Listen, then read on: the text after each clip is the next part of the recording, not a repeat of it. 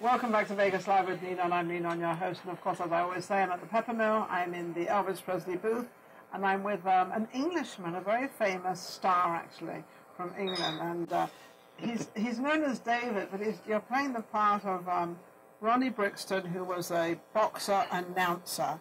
Yes. And then I have Sharon Morgan, and you're one of the producers for Monroe, wasn't it? Monroe. Yes, Sharon Monroe, yes. Monroe, I'm one of the producers, and you're one of the producers. And actually, I was very fortunate to go and see the one-man show, David.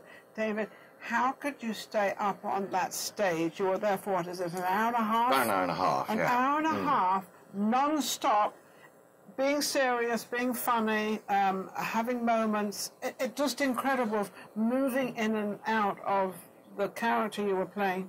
Ronnie Brixton.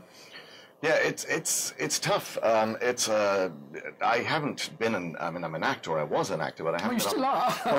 But I haven't been on stage for 35 years because. Oh my goodness! Yeah, no, in England I was a classic actor. I did a lot of stage work with the Old Vic Theatre Company and a lot of movies.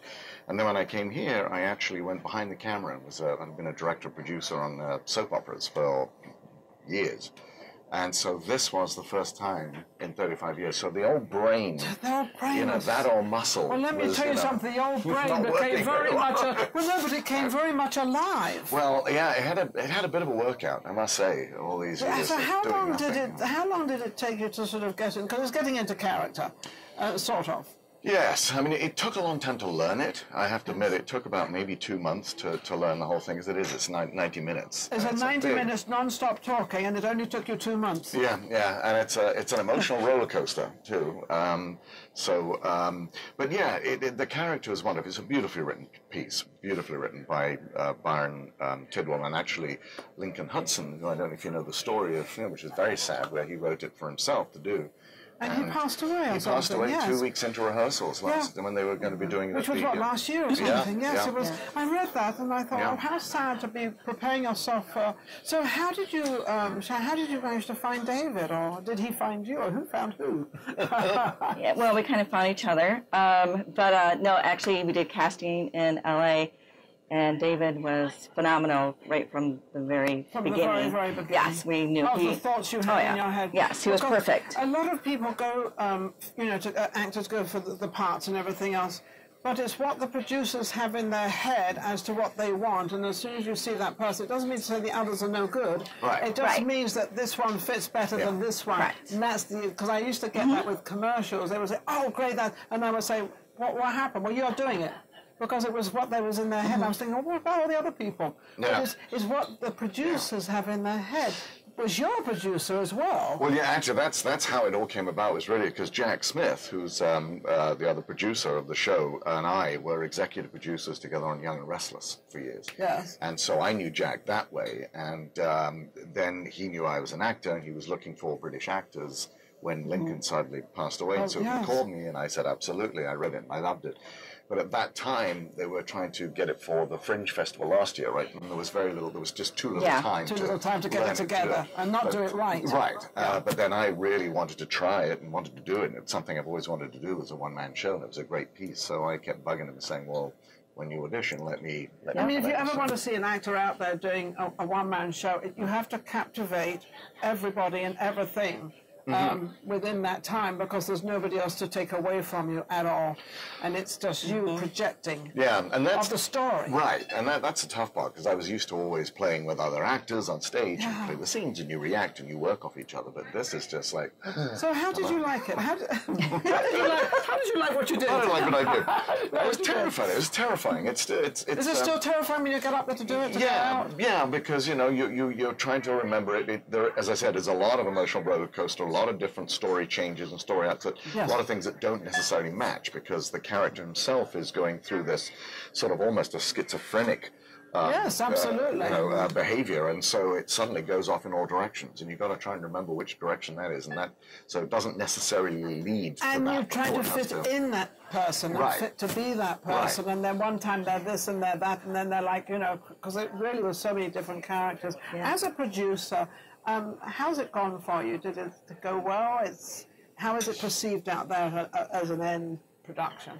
Well, this is our world premiere here in Vegas, so it's actually going really well. I mean, so happy with David. His performance is incredible. Yes. He's already touched a lot of people's lives just because of the way he portrays himself as a character. Yes. And he's just a lot of fun to work with. You know, being a producer is a lot of work. English. But, right? We're British. It's two Brits, and you can't put us down. No. We don't go down because we're like an earthquake.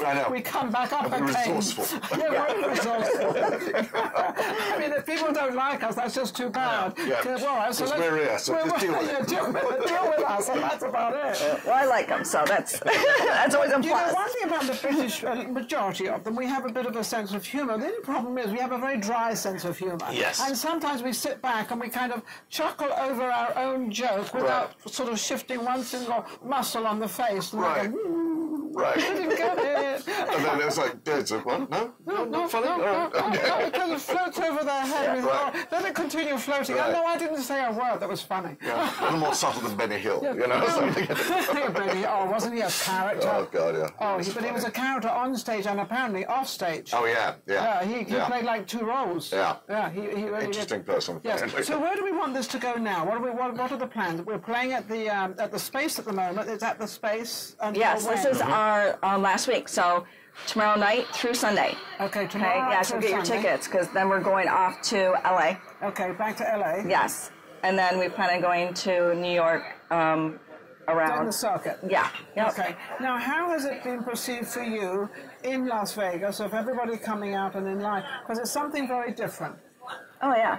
Yeah. I mean, many people just absolutely love it because it's theater, you know, it's the arts, and, you know, they really love that about it and the story it tells.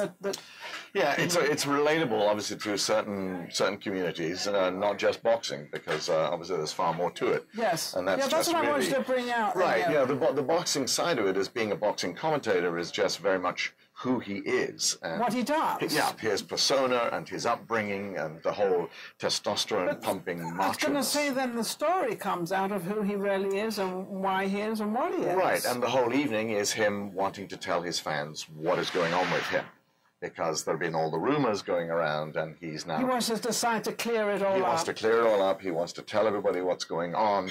And so that is really what that evening has been created for. So and it's something, I think I don't know if anybody read about the Ronnie Brixton, but it's a story that builds up you just don't expect. Mm-hmm. Mm-hmm. That's what most people seem to think. You just don't expect, and all of a sudden you're sort of sitting there, and all of a sudden it suddenly twists, it makes that twist, you think, hang on a second, I've got to really pay attention to what's going on now. Mm-hmm. And to portray that. Yeah, and I think that's the thing, that people mostly enjoy that shock, that they had no idea that's where it was going to go. Yes. And so, and a lot of people, I think, they think it's all boxing, and they think, oh, God, it's boxing, and then suddenly that happens, and it's, what?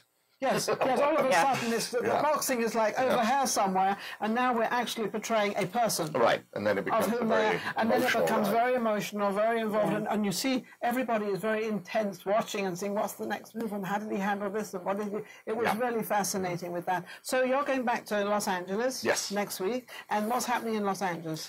Are we promoting this? Are we doing it? And promoting it and doing the LA Fringe Festival, which happens in June, and we have, I think, at the moment 6 performances over June, because all the venues share. Yes. The venues are certainly different shows. Yes. So that's what we're doing over June, I think, 6 performances altogether. Yeah, we're in the complex at the Ruby Theater. The Ruby, Oh, the Ruby Theater. Yeah. Ruby Theater in Los Angeles. Such a nice Santa theater. Monica Boulevard. Santa Monica Boulevard, yes. There you go. Yeah. There you go. Absolutely amazing. It's wonderful. Hopefully people so enjoy what it. have you got coming up, apart from this? I mean, this is a heavy journey for you, but... Well, I direct on Days of Our Lives, so I'm actually directing next week on that. So that's, and I do a lot of voiceover work, a lot of voiceovers on animation series and video games and God knows what they else. Like you, the voice. It's in Vegas, they call me the voice. The voice, She's the voice. Yeah. And then they say, you have an accent. I said, no, I do not have an accent. No, you have the accent. No, you don't have an accent. I have an accent. It's quite funny, actually. Yeah. And they said, because I don't. 32 years later, I'm still... I know you're still... Do I still... Oh, yeah. Still English? Yeah. I'm still English. Oh, yeah. Absolutely. No question. And if I really start dying down... And don't lose it. Oh, no, I've been here a long time. I know. I'm going to... We will hang on to our accents. Yes, we will definitely do. If I feel myself coming down, I'd trip back to England and sort of brush it up a little. Get an injection. Watch EastEnders or something for a while. You'll be fine. Absolutely. So how can they reach you here? You're at the Space, right? You want to tell them where you are? You're at the Space? Yes, we are at the Space.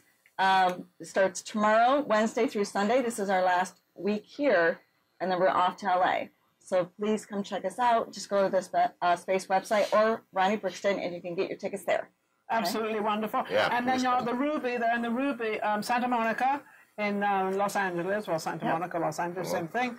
And you're just amazing. This man is absolutely amazing. You're an amazing producer. Are we going to make a film out of this? Interesting. Interesting thought. Anybody wants to cough up a few mil?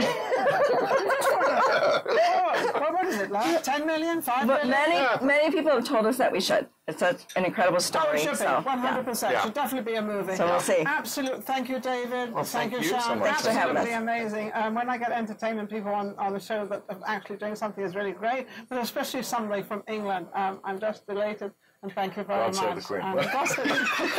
Actually, David was going to tell me a story about the Queen Mother. So I said, can you tell me the story? He said, no. We were talking about the Queen Mother, how she loved her gin. Yeah, I'll tell it to you off there, and then you can tell it next time. You can tell it next time. I'll get it recorded on one of these things. Otherwise I'll get through it. But I think there's many stories the Queen Mother had because she was quite a character. Oh, she was amazing. I met her several times. And even the Queen now is quite a character. Oh, yeah. She's like a little... well, I suppose I could tell one story about that, which is very funny. But so tell me one story. Then we'll go. My parents, my dad was very good friends. My step-grandfather was the accredited King George VI and Edward VIII, so they were brought up in court.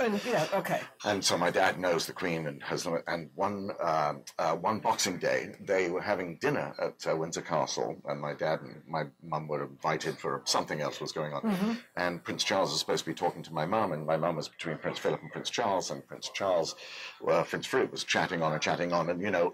At some point, you're supposed to turn and talk to the next person, can't leave them out. He didn't. So Prince Charles turned away, and my mum was sitting there rather alone. And the next thing she knew was a handful of peanuts came flying across her and hit Prince Philip. And it was the Queen saying, "Oh my gosh, she's sitting alone." It's like, "Oh, I'm so terribly It's so sorry." funny.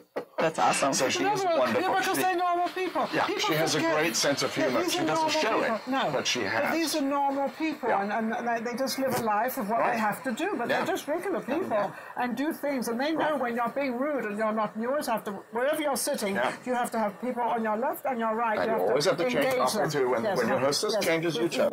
You change, and it's like all this sort of this call and British everything. ridiculousness. A great story about the Queen. Isn't that amazing? And I know there's a lot of stories are going about the Queen and what's happening with Harry, and all crazy stuff is actually starting to manifest with the family. God bless them all. They're amazing. Thank you for watching. We'll be right back.